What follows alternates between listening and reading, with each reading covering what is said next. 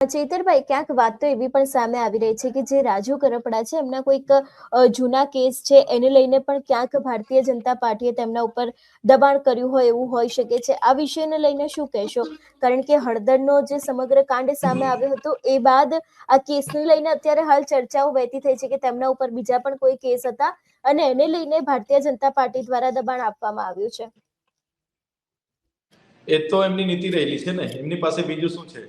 જે પ્રકારે પોલીસનો એમની સત્તા ટકાવવા માટે જે ઉપયોગ થઈ રહેલો છે, આંદોલન દબાવવા માટેનો ઉપયોગ થઈ રહેલો છે, એ પ્રકારનું તો બ્રિટિશ સામ્રાજ્યના શાસનમાં પણ નહોતું થતું જે આજે થઈ રહ્યું છે. અમારા જેવા ધારાસભ્યને પણ રાજનીતિમાં આવ્યા પછી 19 જેટલી એફઆઈઆર થાય અમારા પર ખોટા કેસો કરીને જેલોમાં નાખવામાં આવે, અમને ડરાવવામાં આવે, દબાવવામાં આવે.